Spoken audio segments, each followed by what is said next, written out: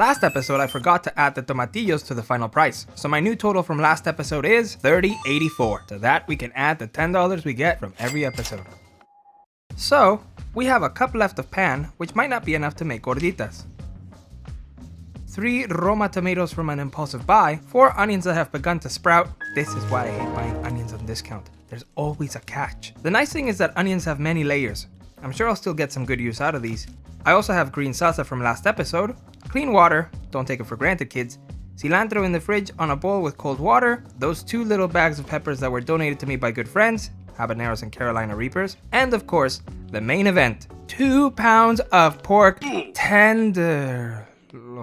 Brother, Yes, okay.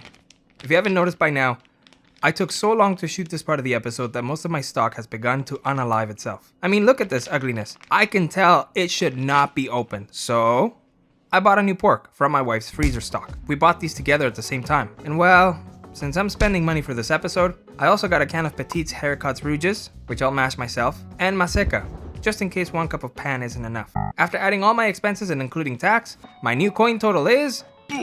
Ouch. Oh well, sometimes you win, most times you lose. Come así, come asá. What you see on screen now is about 90% of the tools we will use to create today's dish. Let's get to making these gorditas. Step 1. So what happened to you? Huh? What happened? Just crap. Just a cramp? Yeah, just crap. So you told me what can you eat to help you make you feel better? Bananas. Yeah. Why bananas? Monkeys never craps. Monkey never crap.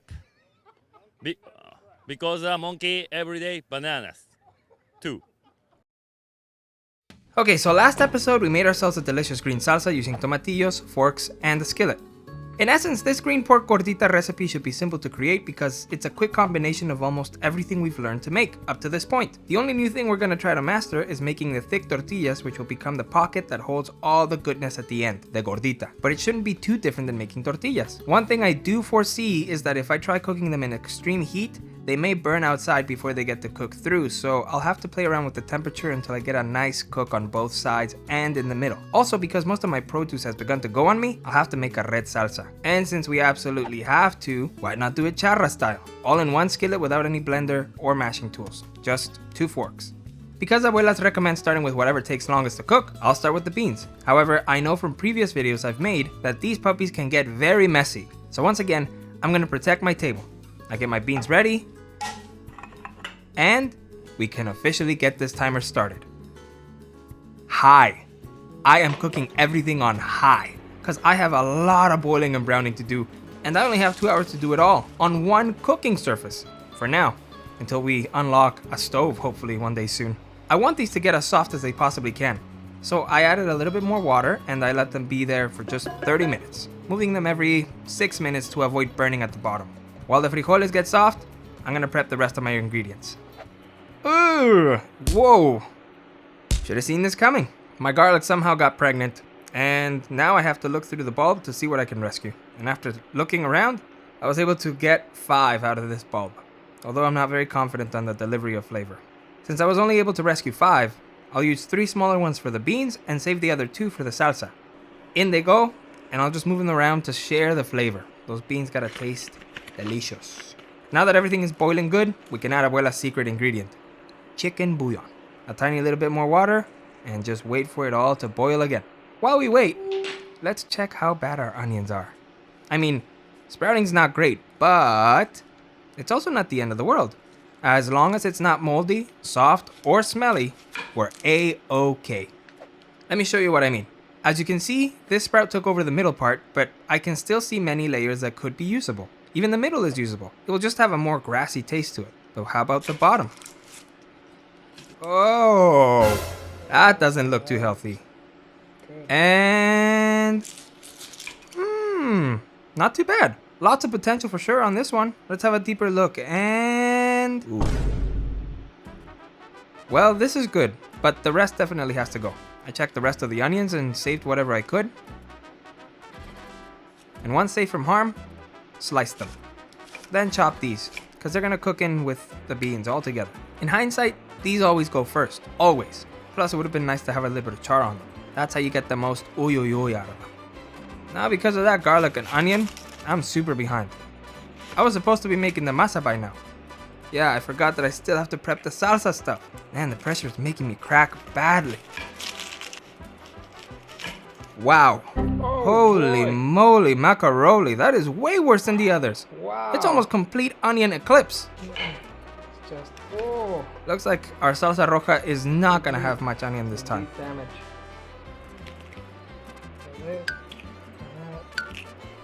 What is it, just this?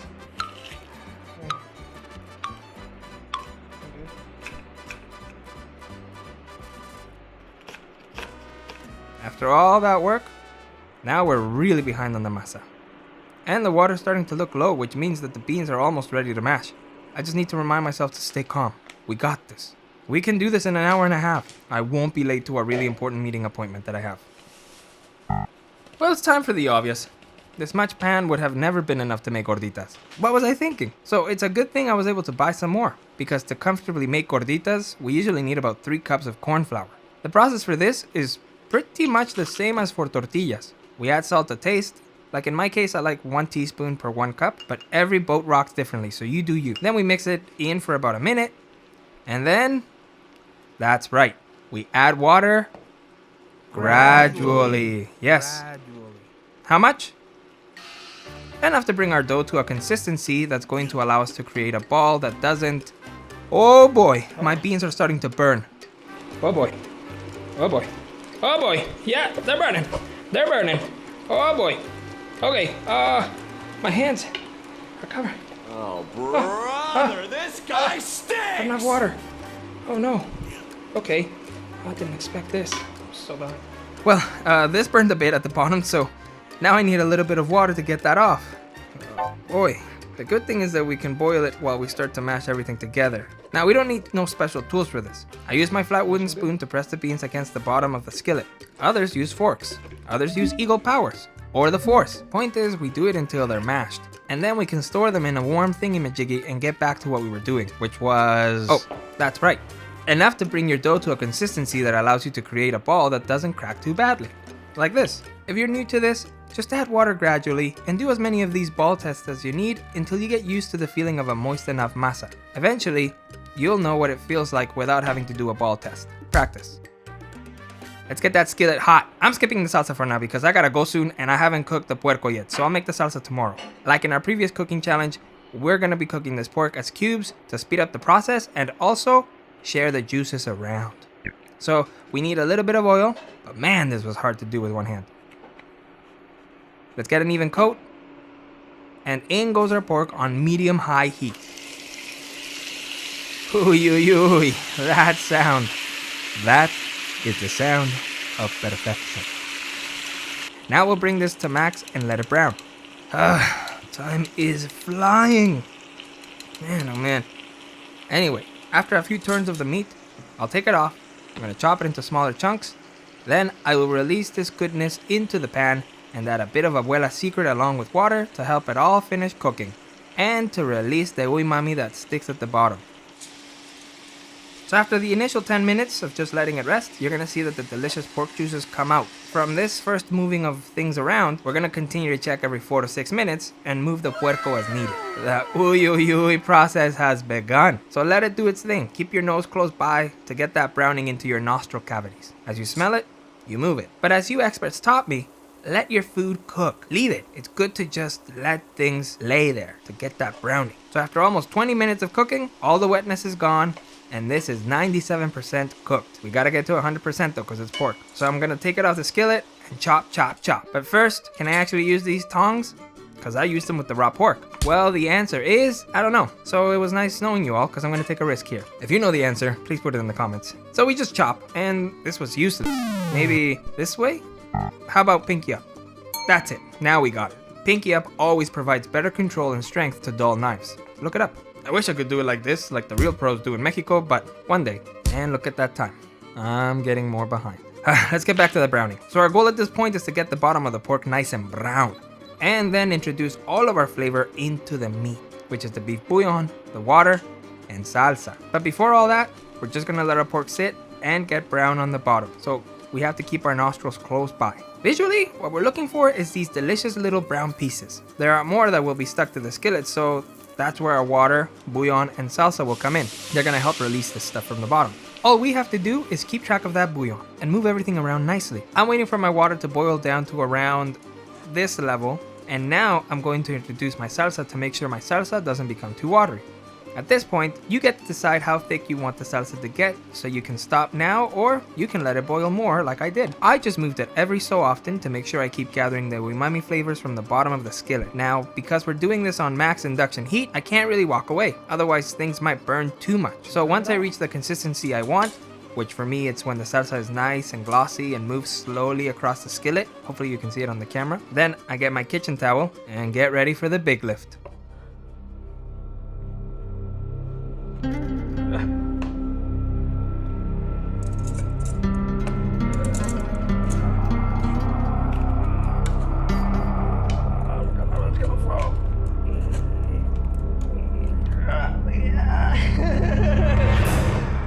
Oh, that's heavy. And honestly, this was a struggle. I was totally gonna drop this. But then, I remembered what Uncle Ben said last episode. These are the years when a man changes into the man he's going to become the rest of his life. Just be careful who you change into.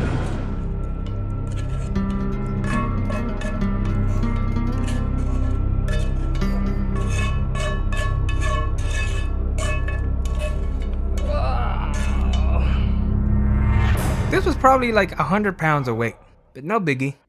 Finally, it's time for the gorditas. Sadly, I didn't have time to make the salsa on this night, nor make the whole masa. So I'm just going to quickly show you how to make the gordita, how to stuff it, and how to present it. And then you get to decide if you continue to watch the video after that.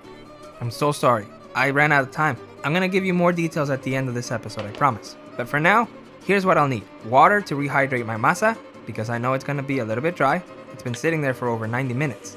And with a small paper towel, I'm gonna cover the skillet with a little bit of oil so the gorda gets an even brown. And I will save this for later use, because it still has a lot of oil in it. And I gotta be honest with you, I've never done gorditas on the skillet, so I'm not quite sure what we need to get an even cook. However, my abuela senses tell me that it has to be between 250 and 400 degrees Fahrenheit. Basically, above boiling point, but below burning point. So about medium-high on an electric stove, or medium on a flame stove. So for our first gordita, I had to use a lot of water to bring this to a moist enough state. Remember, masa has to be moist. Not soggy, but moist. Why? Because that water turns into steam. And the steam is what makes the gorditas or the tortillas cook from the inside out. It's what causes the puffing effect in tortillas. And sometimes these even get to puff themselves if they're moist enough and the heat is high enough or low enough, depending on how you cook. So if you can get a gordita to puff, that is the best. But it does take a lot of science and practice. With dry masa, no steam, no puff, just sadness and cracks all over. So moisture is key. Thickness wise, well, you want to make it thick so that you can separate it evenly once it's cooked. I aim for about this much, which is like 2 prongs and a fork. That being said, I prefer doing this with my hands in the bag. The tortilla press tends to just add too much weight and spreads the masa around unevenly. And also, I like to make mine a bit more rectangular rather than circular because it makes it easier to slice and to stuff. So once we got all that, I tossed it in, hoped for the best, and I gotta say that I stinking love cooking masa stuff on the cast iron. That color is so much deliciousness, but I'm starting to see that my dough overall will probably be too dry to get a puff. So I'll just aim for a thorough cook and be content. At this range of temperature, it took me about 8 to 12 minutes, 4 minutes on each side, to cook just one. And the sign that I was looking for is the same as with the tortillas. A tiny bit of steam coming from the top of the gorda or a tiny bit of steam coming from the edges of the gorda. That lets me know, okay, I can flip it. But every cooking surface is so different. The heat source can have a major impact on this process. So I recommend start from a lower heat, like medium to medium low, and then just working with it, going up to higher temperatures until you reach that burning point, and yeah, find the median or the common denominator, math. Like I said before, I was running so out of time. I'm just gonna jump into showing you how to prepare a gordita. So with a knife, we're gonna make the small incision. But then, we're gonna use a wooden spoon or something that won't stick to the moist masa in the middle. So wood or plastic tend to do a great job. and we just carefully separate the middle. Careful movements. I find that this process works best when it's done right after the skillet. However, your hands will burn, so you can use a kitchen towel or work on developing abuela hands. Truly though, whether your pocket stays whole or not, if it has holes in the edges or on the sides, whatever. The truth is that the stuffing is where it's truly at. Hi! Woo! Baby! I'm back in Mexico. Ooh, Chihuahua. Baby, you gotta come try this one. I know, right? Oh my goodness. That's it. Gorditas. Gorditas, baby. Man, they're good. Yep, this was a serious win. So good. So good. Whew. It was a nice little taste for what we will be making tomorrow.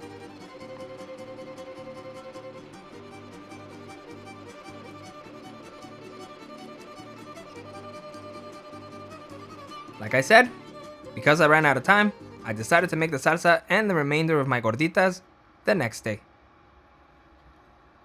And here's how that went. Well, first off, let me show you how bad masa does when put in the fridge overnight. Not great. Cold absolutely takes all the moisture it can, so I expect this to be very difficult to work with. It's gonna require a lot of patience. You see all those cracks in the edges? That is a super clear sign that the masa is begging for water. Now when things work to perfection, the first flip should leave behind some moist spots on the area. These will react with the extreme heat and hopefully cause a nice puff. At least it does for me on non-stick pans. But I'm gonna be totally real with you experts. I did not get a single puff, not one, of the many gorditas that I made. And you know what? I don't care, cause the taste was so good. Plus, it was so much fun. And best of all, I was able to share this meal with my friends. And that's really what I started this channel for, to be able to cook for my wife and my friends. And thanks to your support, I'm able to do so almost every week since I returned. So, thank you experts for your likes, comments, guidance, and support.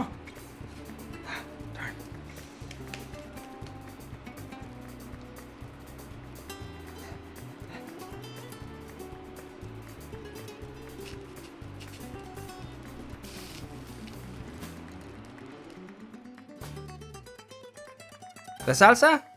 It was made cowboy style, which we learned in the last episode. Skillet, bouillon, boiling, forks, voila. Oh, that was so hot. Ooh, that's spicy.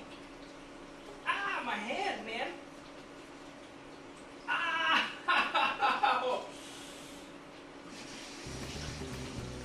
And thanks to Carl for providing us with the Carolina Reaper that really threw this salsa into overdrive. Now, of course, don't touch this with bare hands. I did it once and never doing that again. What a regret. Watch your eyes, because the pepper can sometimes blow when it's in the boiling process. Whoa, oh. And in my case, I removed this Reaper after it popped and shared its juices because I like being able to taste my food. In summary, this is a great affordable meal that I will make over and over because it works and it rocks. Our friends loved these gorditas, and as for me, it genuinely brought me back to when I was a little niño in the streets of Mexico eating at the corner gorditas place by my house, and those are some good memories. I hope you learned something new with this video. I certainly did, but there's one question that needs to be answered. The more and more I cook tortillas and the more I work with masa, is it really necessary for things to puff? We'll find out next episode. Until then, hasta luego. Okay, Juan, I'm done.